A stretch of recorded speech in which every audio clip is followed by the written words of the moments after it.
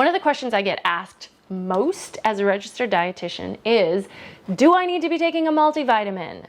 Hey there, I am Lorelei. I'm a registered dietitian nutritionist, and I'm just going to cut to the chase here.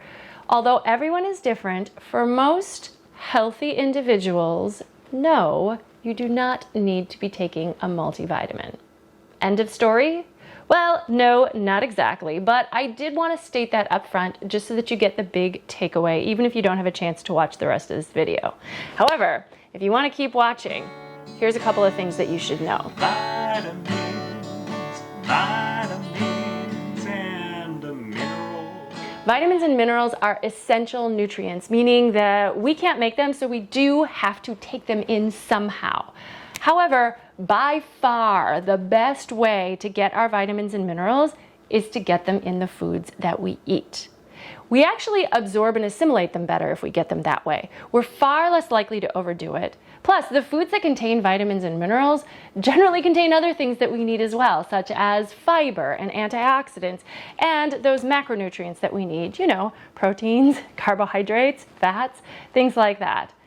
Although it may not hurt us to take a multivitamin, it costs money. And so if we don't actually need it, why spend the money?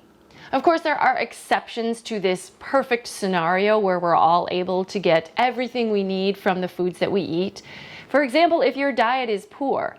I mean, not that we don't all make some less than perfect health choices in our diet, but if you aren't getting any fruits, vegetables, or whole grains in your diet, there actually is a pretty high probability that you might be vitamin deficient.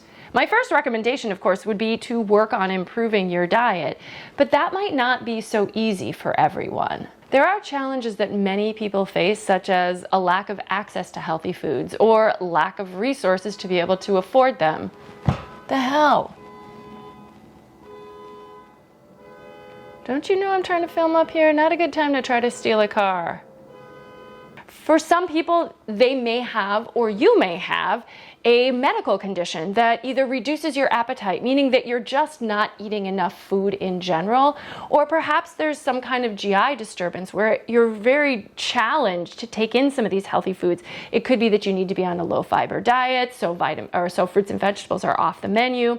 And there's a lot of other medical reasons why you might have low intake of food in general, poor absorption of vitamins and minerals, or increased needs of certain vitamins and minerals as you go through treatment for a condition.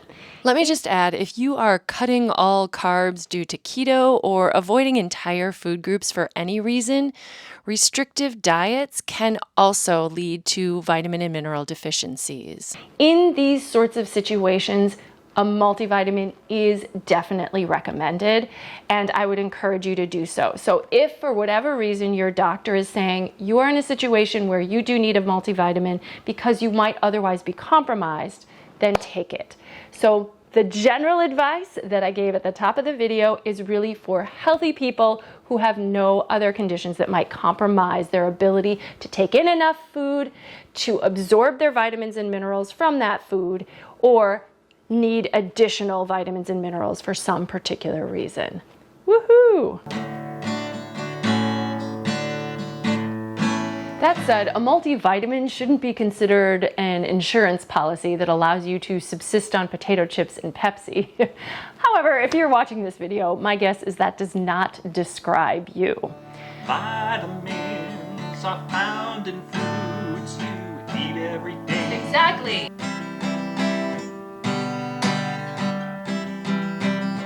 For most of us, the exceptions may show up as individual nutrients that could be lacking. For example, vitamin D is actually a really common deficiency in a lot of people. The best way for us to get vitamin D into our bodies is for us to absorb sunlight with our skin, and then that gets turned into vitamin D so that we can store it in our body. However, we don't all have access to sunlight all the time, and we sometimes put on sunscreen to prevent skin damage. So vitamin D is actually a pretty common vitamin deficiency that is seen in a lot of people. If you are a vegetarian or you don't eat any animal-based products, vitamin B12 is one that sometimes can end up on the low side. Certain minerals such as calcium, iron, magnesium, and even potassium can be low in individuals even with a pretty varied diet. But for the most part, these things can be discovered by getting a simple blood test done at your doctor. So then you're supplementing for things that you actually need versus just trying to cover your bases by taking a wide range of supplements that may be completely unnecessary. Finally, I wanted to comment just a little bit on vitamin C. Vitamin C is one of those supplements it's maybe the most common individual vitamin supplement that people take. During cold season, vitamin C is a frequent go-to when you start to feel a sore throat or the sniffles coming on. However, taking vitamin C at the onset of a cold has not been shown in studies to have any benefit on either relieving cold symptoms or reducing the length of the cold. If you regularly supplement with vitamin C all year long, it may reduce the length of your cold, but not prevent you from getting one. Most regular dose vitamin C supplements are about 500 milligrams, which is not likely to cause any negative effects, but it's up to you whether it's worth taking it every day in the hopes that when you do get a cold, it will be a little shorter. The daily requirement is only 90 milligrams for men and 75 milligrams for women, which should be no problem for most people to get in a regular diet. That's about the equivalent of what you'd get in an orange or half of a bell pepper. There are a lot of claims out there about the benefits of high-dose vitamin C supplementation, including claims that vitamin C can help prevent cancer if taken in very high doses on a regular basis. Most of these claims aren't actually scientifically substantiated, and so although like a low-dose vitamin C regimen is probably not going to cause harm, high doses of vitamin C can actually have some side effects. In fact, high doses of any vitamin and mineral above and beyond what you need can have some side effects, which is another reason why I wouldn't recommend it supplementing unless you know it's something that you need. It is very, very difficult to get too much of a vitamin or mineral just by eating foods that contain it. It's very unlikely to overdose. The supplementation, because it's so concentrated, is more likely to have that happen. So if you are high dose supplementing, it is generally only if you have a deficiency and you need to build back up stores. P.S. No food or vitamin or mineral can cure cancer. Yes, we want to eat a healthy, balanced diet, which can perhaps reduce the risk of developing disease, and it can support our bodies so that we can withstand treatment during times of illness. But vitamins and minerals really can't cure anything other than a deficiency of vitamins and minerals, as far as we know, from a scientific point of view at this time. Vitamins and minerals come in food. Get them that way. It's best.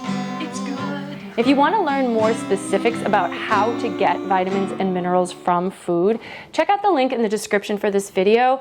If you click on that link and sign up for my email mailing list, you'll get a free downloadable PDF of 10 ways to get vitamins and minerals from foods. When you check out this PDF, you'll notice that each vitamin and mineral has its own category with 10 foods listed that contain a good amount of that nutrient. If you notice that in some of the categories you're not eating any of those foods, it might be a great thing to start to try to add into your daily diet. If you have any questions, leave those in the comments for me below. I would love to hear from you. And I hope you'll subscribe to my channel if you haven't done so already. Give the video a thumbs up if you liked it. Thank you so much for joining me, and I hope you'll do so again next time. Take care. Bye-bye. Vitamins, vitamins, and minerals. Vitamins, vitamins, and minerals.